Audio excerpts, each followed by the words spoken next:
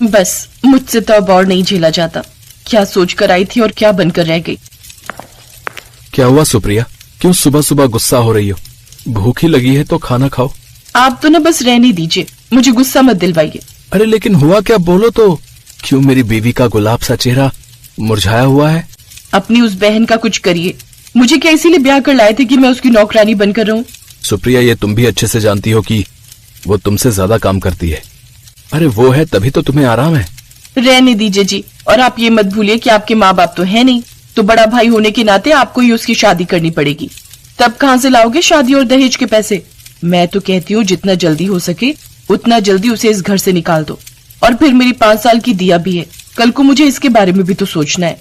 अपनी पत्नी का गुस्सा देख विक्रम धीरे से सुप्रिया के पास जाकर कहता है, अरे धीरे बोलो, शायद तुम ये बात जानती नहीं हो कि बाबूजी ने मरने से पहले ही अपनी आधी जमीन इस निधि के नाम कर दी थी।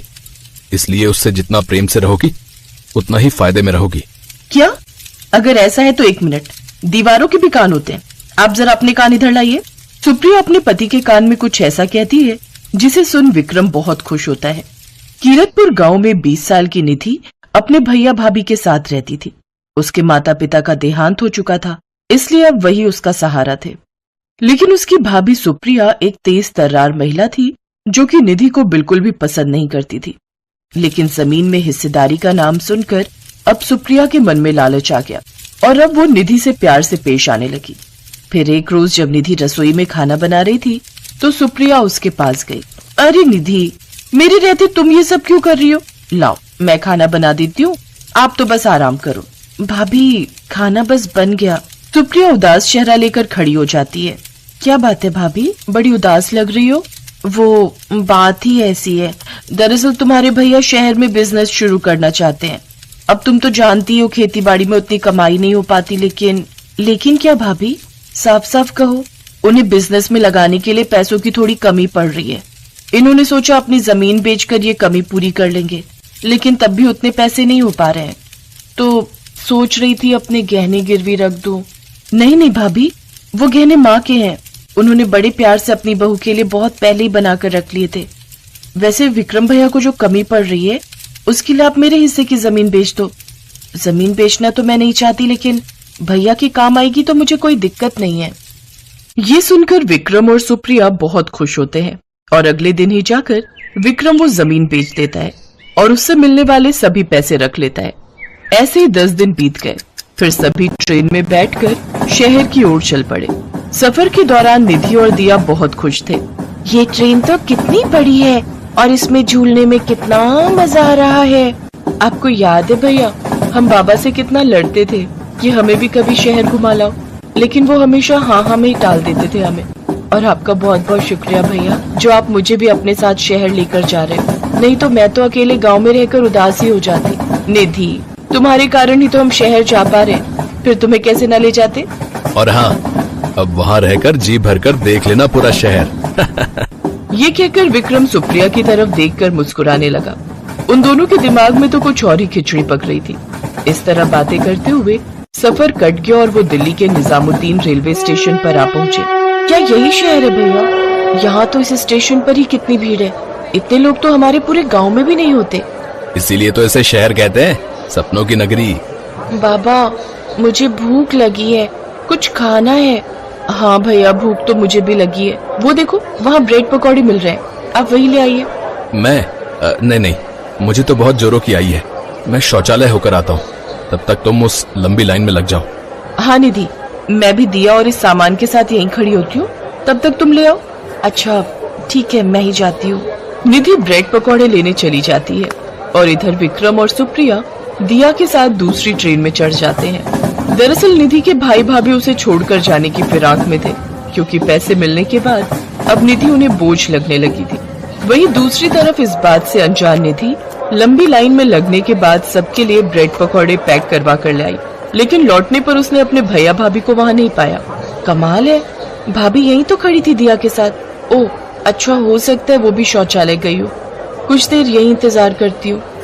निधि उसी प्लेटफॉर्म पर बैठी रही, लेकिन काफी देर बाद भी वहाँ कोई नहीं आया। आने दो आज भैया को, आते ही अच्छे से डांट लगाऊंगी।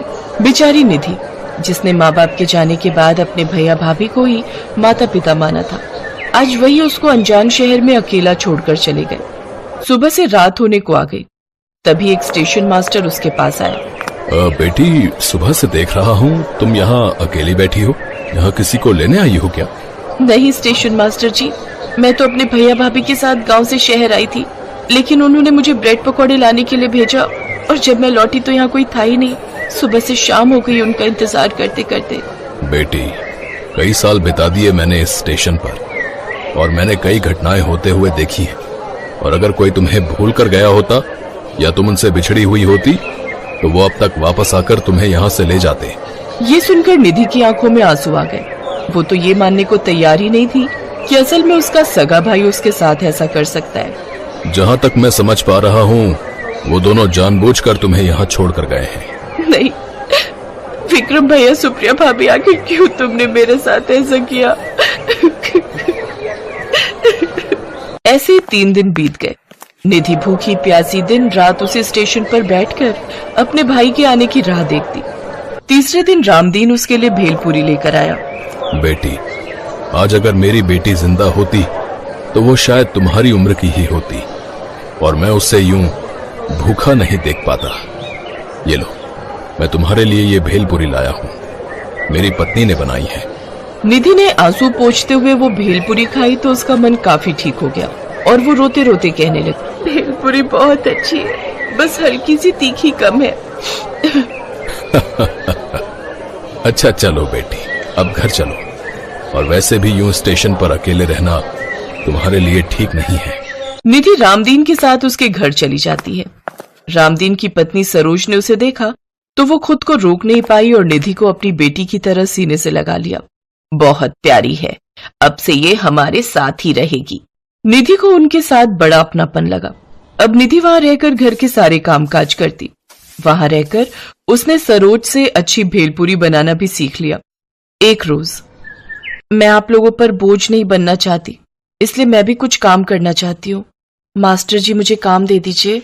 बेटी, स्टेशन पर ही मेरी एक छोटी सी दुकान है, तुम उसमें खुद का काम शुरू करो और जो चाहो बना कर बेचो। निधि स्वादिष्ट भेलपूरी बनाने लगी थी, इसलिए उसने रेलवे स्टेशन पर भेलपूरी की दुकान लगानी शुरू कर दी। आइए आइए, चटपटी खट्टी मीठी भेलपूरी खाइए, सिर्फ 30 रुपए प्लेट। रेलवे स्टेशन पर कुछ अलग सुनकर सब ग्राहक उस ओर खींचे चले आए और निधि की भेलपूरी चुटकियों में बिकने लगी।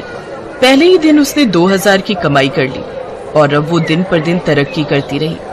एक रोज, तुम्हारी दुकान तो बहुत ही अच्छी चल रही है बेटी, अगर ऐसे ही चलता रहा तो कुछ ही दिनों में तुम एक बहुत बड़ी व्यापारी बन जाओगी। ये सब आपकी वजह से ही हुआ है पापा।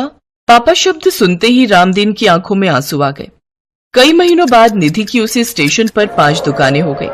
वो रेलवे स्टेशन पर भेलपूरी वाली के नाम से सोशल मीडिया पर फेमस हो गई, जो कि महीनों के लाखों कमाने लगी। ये खबर मिलते ही सुप्रिया और विक्रम, जो अपना 80% पैसा उड़ा चुके थे, वो भागते हुए निधि के पास आए। हमें माफ करना निधि, वो उस दिन हम तुम्हें भूलकर आगे चले गए थे। हम बहुत खुश हैं कि तूने इतनी तरक्की कर ली। लेकिन निधि ने दुकान पर काम करने वाले अपने कर्मचारियों से कहकर उन्हें वहां से बाहर कर दिया। साथ ही दोबारा नजर आने पर उन्हें जेल में बंद करवाने की धमकी भी दी। अब निधि दिल्ली में रामदीन के घर उनके साथ खुशी खुशी रहने लगी।